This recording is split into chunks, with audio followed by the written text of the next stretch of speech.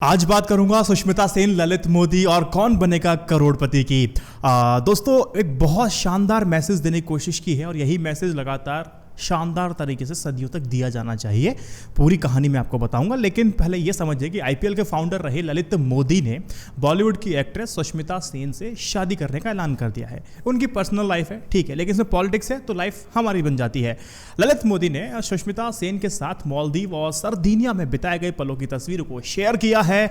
ललित मोदी लिखते हैं कि परिवार के साथ मालदीव और सरदीनिया के टूर से वापस लंदन आ चुका हूं। आखिरकार एक नई जिंदगी की शुरुआत सुष्मिता सेन के साथ हो रही है। सफाई देते ये बताए गए कि ललित मोदी ने सफाई देते हुए कहा कि उन्होंने अभी शादी नहीं की है, वो केवल सुष्मिता सेन को डेट कर रहे हैं, वो भी यानी कि शादी एक दिन जरूर हो जाएगी। वैसे क्रिकेट एडमिनिस्ट्रेटर ललित मोदी ने सुष्मिता सेन के साथ कई तस्वीरों को साझा किया, जो कि मेरे बैकग्राउंड पे आप लगातार देख रहे हैं। बस होना ही क्या था दोस्तों, अटकलें शुरू हो जाती है सोशल मीडिया पे, रिस्पॉन्सेस की बाढ़ आ जाती है, रिएक्शंस आने शुरू हो जाते हैं। कुछ दिलचस्प रिएक्शन मैं आपको बताता हूँ। पहले तो ये बोला किसी ने कि भारत नहीं आओगे सर।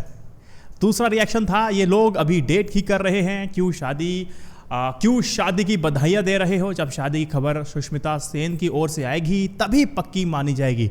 इस आदमी का कोई भरोसा नहीं है, पैग लगा कर कुछ भी। कोई कहता है कि जिंदगी जियो तो ऐसी किंग साइज आपको जिंदगी जीनी चाहिए। ललित मोदी, आपको पता होना चाहिए कि ललित मोदी एक मशहूर बिजनेसमैन है जो दुनिया के सबसे अमीर cricket board BCCI Indian Premier League के पहले चेयरमैन थे और 3 साल तक आईपीएल के कमिश्नर रहे थे। ललित मोदी 4000 करोड़ से भी ज्यादा की मार्केट वैल्यू रखने वाली कंपनी मोदी एंटरप्राइजेस के प्रेसिडेंट भी रहे हैं। आईपीएल को ललित मोदी का ही सपना माना जाता है। 2010 में ललित मोदी पर आईपीएल में करप्शन करने के आरोप लगे थे। ललित मोदी पर आईपीएल में 2 टीमों की नीलामी में गलत तरीके से अपनाने के आरोप लगे थे। इसके साथ ही उन पर बीसीसीआई के फंड में वित्तीय हेरफेर करने के आरोप भी लगे थे। ललित मोदी पर आरोप था कि उन्होंने आईपीएल के लिए विदेशी कंपनी को दिए गए एक ठेके में, एक टेंडर में तकरीबन 100 करोड़ से भी ज्यादा का पैसा लिया है, यानी घूस ली है। 2010 में ललित मोदी को आईपीएल कमिश्नर के पद से हटा दिया जाता है, लाइमलाइट में रहते हैं। अब आरोपों को सही पाए जाने के बाद ईडी की कार्रवाई से पहले ही वह लंदन भाग जाते हैं। कौन? ललित मोदी। मनी लॉन्ड्रिंग जैसे आरोपों में घिरे ललित मोदी के प्रत्यार्पण को लेकर के सरकार लंबे समय से प्रयास कर रही है, उसकी कोशिश कर रही है। ललित मोदी को राजस्थान की भाजपा नेता और पूर्व मुख्यमंत्री वसुंधरा राजे का करीबी माना जाता है। वैसे ये बड़े बड़े जो लोग होते हैं, बहुत बड़े बड़े लोगों के साथ ही होते हैं, भाजपा के भी है।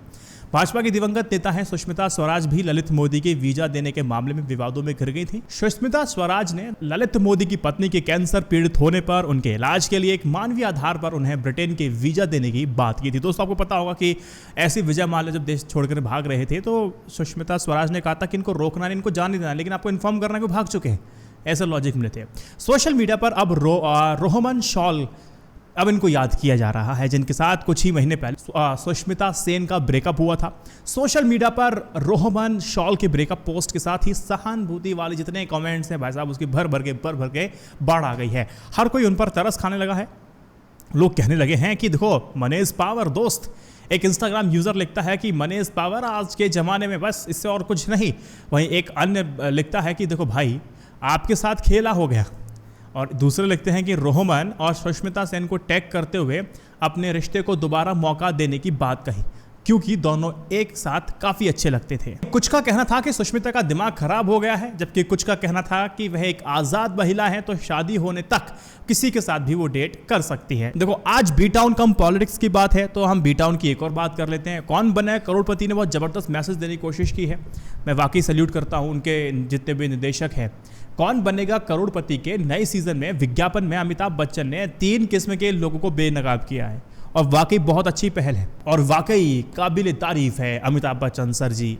पहले किस्म उन लोगों के लिए है जो पारंपरिक मीडिया से जुड़े हैं और जिन लोगों ने 2000 रुपए के नोट में चिप लगे होने की खबर दी थी। कौन से एंकर हैं? कमेंट सेक्शन बताइएगा। एक विज्ञापन में इन लोगों का मजाक उड़ाया गया और बताया गया कि आंख मूंद करके टीवी चैनल्स की खबरों पर आपको भरोसा नहीं करना चाहिए, आपको खुद भी नुकसान हो सकता है, खुद को भी रिसर्च करनी चाहिए। और दूसरा विज्ञापन कौन बनेगा करोड़पति का ये था, दूसरे किस्म में उन लोगों की है जिसके लिए न्यूज़ का एकमात्र जो सोर्स होता है सिर्फ व्हाट्सएप होता है उनके पास व्हाट्सएप पर फॉरवर्ड होकर के मैसेजेस आते हैं और वे उन पर भरोसा करते हैं। उनको पता नहीं होता है कि सोशल मीडिया पर उनकी प्रोफाइलिंग होती है। जो मैसेजेस उनको जो मिल रहे हैं उनके बिहेवियर के आधार पर, उनकी जाति, उनकी धर्म क्या है, उनका पॉलिटिकल रुझान किस तरफ है, उसको जानने के बाद उनको डिलीवर किए जाते हैं। उनको लगता है कि यार खबर तो यही है। अपने विश्वास या फिर अपनी कंडीशनिंग की वजह से वो इस मैसेज को दिल से स्वीकार करते हैं और उस पर दिल खोल करके भरोसा करते हैं। दूसरे विज्ञापन में ऐसे लोगों पर तंज कसा है जो सोशल मीडिया के फॉरवर्ड को ही अंतिम ज्ञान या कि ब्रह्म ज्ञान मान लेते हैं, समझ लेते हैं। तीसरा किस्म का अगर आपने विज्ञापन देखा होगा तो उसमें उन लोगों की बात बताई है जो बेवजह हड़बड़ी में लगातार बने रहते हैं। ये तो सोशल मीडिया स्टार ने किया था इसको, और बिना सोचे समझे खबरी पर यकीन मान लेते हैं, उसे फॉरवर्ड भी कर देते हैं। कौन बनेगा करोड़पति के तीसरे विज्ञापन में ऐसे लोगों पर तंज कसा है जिनको लगता है कि उनके पास समय बहुत कम है, बहुत ज़्यादा काम करना है। तीनों विज्ञापनों की टैगलाइन है, ज्ञान जहां से मिले वहां से बटोर लीजिए, पर पहले जरा टटोल तो लीजिए। कौन बनेगा करोड़पति के विज्ञापनों का महत्व 2 कारणों से है। पहला तो मतलब ये बन जाता है दोस्त, सिंपल है कि ज्ञान के सफर की पहली सीढ़ी यानी कि सूचना के माध्यम को प्रदूषण से बचाने का प्रयास इसमें किया गया है। मिलावट आपको बताई जा रही है कि अगर मिलावट है तो कैसे पहचाने, या कम से कम उन खबरों की तरफ इशारा किया गया है। ठीक है, मुख्य रूप से अगर मुझे कोई सूचना मिलेगी या तो मुझे पारंपरिक तरीके से मिलेगी या फिर सोशल मीडिया से मिलेगी। इन दोनों पर जिस तरह से इंफॉर्मेशन का जो प्रसार हो रहा है उसके कई खतरे हैं। उससे लोग में अज्ञानता बढ़ती जा रही है और साथ ही साथ एक कट्टरपंथ भी पैदा हो रहा है, ताकतों को मदद मिलती जा रही है। मैंने एक वीडियो बनाया था कि कैसे राजनीति में कट्टरपंथ बढ़ता जा रहा है। अगर इस कार्यक्रम के विज्ञापनों से प्रभावित होकर के थोड़े से लोग भी सूचनाओं के सोर्सेस को तलाशना कर शुरू कर देते हैं या फिर यकीन करने से पहले उसकी छानबीन करना शुरू कर देते हैं तो देश और समाज का बहुत भला होने जा रहा है। हम सबको पता है कि कैसे झूठ का प्रसार कितनी ऑर्गेनाइज तरीके से किया जाता है और कैसे अफवाहें फैलाने वाले मजे से घूम रहे होते हैं और उनकी पोल खोलने वाले जेल भेजे जा रहे हैं। किसी एक का नाम बताइए जो पोल खोल रहा हो जेल में जा रहा है। जिन्होंने धार्मिक भावनाओं को भड़काई उनका बाल भी बांका नहीं होता है, लेकिन जिन्होंने उनकी पोल खोली वो जेल चले जाते हैं। ऐसे मुश्किल समय में लोगों को यह सलाह देना कि वो किसी भी खबर पर यकीन करने से पहले उसकी तह तक चले जाए, उसकी छानबीन कर ले, अन्यथा नुकसान हो सकता है। ये वाकई बहुत साहस का काम है। समझ में आ रहा है आपको?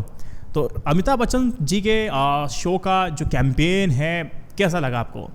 मैं तो कहता हूँ यही ऐसे तरह कैंपेन ना और अलग अलग धारावाहिक सीरियल्स में भी, वेब सीरीज में भी इस तरह की जागरूकता होना बहुत ज़रूरी है। लगातार बढ़ावा देना जरूरी है क्योंकि अभी फ़ोन मेरे और आपके हाथ में है। अभी तो देश के अंतिम व्यक्ति तक फ़ोन हाथ में पहुँचना बाकी है, उनको भी समझाना पड़ेगा। जब मतलब हम तो ये चाह रहे हैं ना कि कम से कम ये पूरा जो बाजार है ना, ये काम करने का तरीका बदले अपना। बस जागरूकता फैलाइए, आपका काम बनता चला जाएगा। सल्यूट है। आपको क्या लगता है कमेंट सेक्शन में बताना। अगर आपको मेरा न्यूज़ थोड़ा वर्थ इट लगती है इसको शेयर जरूर कीजिएगा। जय हिंद, वंदे मातरम। Stay updated, stay educated. सत्यमेव जयते। नमस्कार and have a good day.